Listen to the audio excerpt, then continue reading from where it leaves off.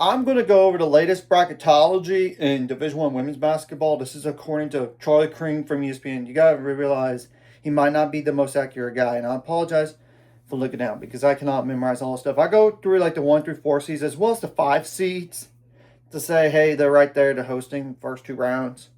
This is besides like the last 4 buys to the next 4 out, and I'll go over their quality schedules as well. Now, the 1 seeds right now would be UConn, UCLA, South Carolina, and Texas. The 2 seed would be Michigan, Louisville, Vanderbilt, LSU. The 3 seeds would be Iowa, TCU, Maryland, Duke. The 4 seeds would be Ohio State, Michigan State, Oklahoma, in Kentucky. Now, the 5 seeds would be West Virginia, North Carolina, Ole Miss, and Tennessee. Now, who's on the last 4 buys? Mississippi State, Villanova, Virginia Tech, and Princeton. Yeah, Princeton's now on the list. They're still going to be projected to be in. It's just they lost to Columbia twice.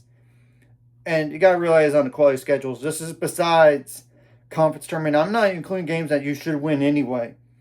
I'm just saying because if you obviously lose those, it's going to hurt your cause even more. So for Mississippi State, you got to go on the road at Texas and at LSU. And then Villanova, you got UConn. That's tough when UConn destroyed you in the first time. There's Virginia Tech's quality schedule, North Carolina and at Virginia. Princeton, there's none. And obviously, like, the Ivy League is only for the top 4, like, in terms of standings. Now, the last 4 in would be Nebraska, Arizona State, Colorado, and Clemson. Now, the quality schedules, well, Nebraska at Oregon and at Washington.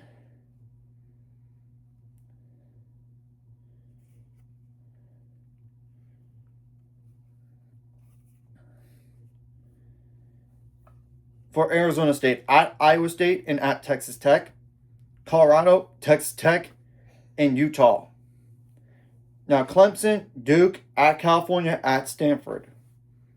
Now, the first 4 out, Virginia, Utah, Stanford, and Richmond. Well, Virginia, what's their quality schedule? At Louisville, but then the last 2 games are at home. North Carolina and Virginia Tech in terms of quality. Now, Utah at Colorado. Stanford, Clemson. Richmond, Rhode Island. Now, the next 4 out, Fairfield, Kansas, South Dakota State, and Clemson. And California, not Clemson. My bad. Now, Fairfield, unfortunately for them, there's no quality games left on the remaining of their schedule. Now, Kansas, Texas Tech, and at Oklahoma State. South Dakota State, same as last time went over it, at North Dakota State. In California, the only quality game is Clemson. Obviously, you got to hope for no bid stealers. And it looks like that Columbia might be in the NCAA tournament now. Even if they don't win the Ivy League tournament, because they beat Princeton twice. So that's a too big league, which hurts. So you got to hope for no bid stealers in general.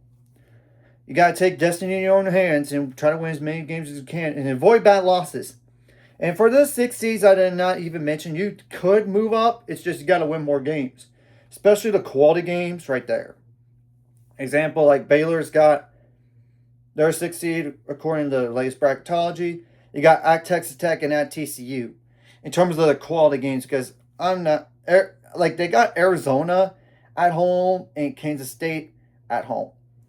That's not going to do it enough to even think about hosting the first 2 rounds or even being a 5 seed. They have to split one of those 2 quality games, if not win both. This is besides winning X amount of game, like a game or 2 in the Big 12 tournament. That's just one prime example right there. You could go list on more if you want to. And look, Vanderbilt, they would have been a 1 seed possibly if they would have won out in the regular season, but they lost to Georgia. That hurt them. So I'm just saying, you gotta avoid like upset losses too. You can't rely on others losing right in front of you, because at the very end of the day, you gotta play your best ball going forward, especially for those bubble teams. You got to take advantage of your quality game schedule, as well as take care of like the teams that you should beat anyway. And yeah, BYU is no longer on that list, so I'm not even including them as a quality game right now for those Big 12 squads that are there and they still have BYU in their schedule. So we have to honestly wait and see what happens from here.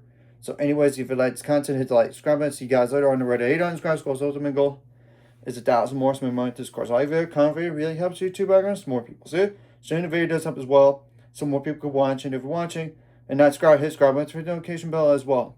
And I'll go over this like next week for sure, and then following week, and the week after as well, right before Selection Sunday. So there's only gotta be like 3 more times at least, because I'm not. And once we get to that last time, I'm not gonna do it again, like, because it's gonna be like repetitive information on the same week, and it's not even worth doing. This is more like an informative deal, and I know this might not be the most accurate, because chocolate cream can be wrong. It's just a good way to see where you're at potentially down the line, whether you're in or you're out, or what seed are you. And you got chances to move up the seed if you can, as long as you win enough games, and especially the quality games. And obviously if teams in front lose, it's really on them, not on you, but you got to take advantage of it.